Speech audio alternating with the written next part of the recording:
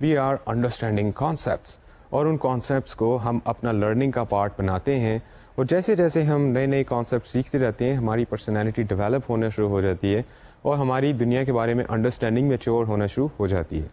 تو سائنٹسٹ نے ان ریسرچز کے ذریعے یہ فائنڈ آؤٹ کیا کہ ڈینس سچویشنس کے اندر یا کراؤڈڈ سچویشنس کے اندر لوگوں کے کوگنیٹو ٹاسک کے اندر کافی فرق آنا شروع ہو جاتا ہے اور ان کی پرفارمنس امپیئر ہونا شروع ہو جاتی ہے.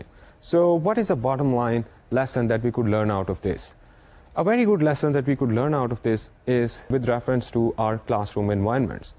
ہم اپنے کلاس روم کے انوائرمنٹس کو کچھ اس طرح سے ڈیزائن کر سکتے ہیں کہ لوگ ایک دوسرے کے ساتھ ساتھ محسوس کریں اور لوگ ایک دوسرے سے ریلیٹ کر سکیں.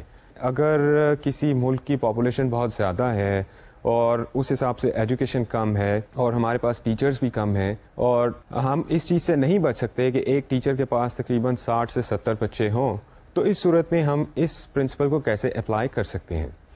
اس صورت حال میں ہم اس پرنسپل کو کچھ اس طرح سے اپلائی کر سکتے ہیں کہ ہم کلاس روم کی سیٹنگز کو ٹوٹلی چینج کر سکتے ہیں.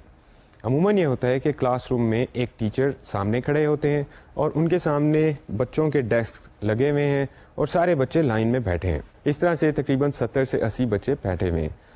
Now this is a situation جہاں پر ڈینسٹی کا ایلیمنٹ پریزنٹ ہے. اینڈ وی نو کہ ڈینسٹی کا ایلیمنٹ جہاں پر پریزنٹ ہو especially in the educational environment تو وہاں پر کوگنیٹو ٹاسک کی پرفارمنس کم ہو جاتی ہے.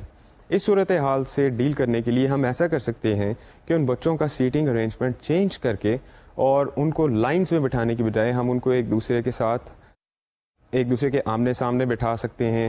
ہم بچوں کو چھوٹے چھوٹے گروپس کے اندر ڈیوائڈ کر سکتے ہیں اور چھوٹے چھوٹے گروپس کو اس کلاس روم کے اندر بٹھا سکتے ہیں. اس سے ہمیں یہ فائدہ ہوگا کہ گروپس کے اندر جب بچے آئیں گے تو ڈینسٹی کا ایلیمنٹ ہم منیمائز کر دیں گے. Because of the class of 70 students is divided into سے about 5 groups of the students, تو 5 گروپس کے اندر 70 اسٹوڈنٹس کو جب ڈیوائڈ کیا جائے گا دین that number of students, it would be easy for them not only to relate with each other but to understand the lecture also. Plus اس کے ساتھ ہی ساتھ groups کے اندر ہم ایک کمپیٹیٹو انوائرمنٹ بھی پیدا کر سکتے ہیں اور اس گروپس کے کمپٹیشن کی وجہ سے اسٹوڈنٹس کی پرفارمنس جو ہے وہ امپروو کی جا سکتی ہے.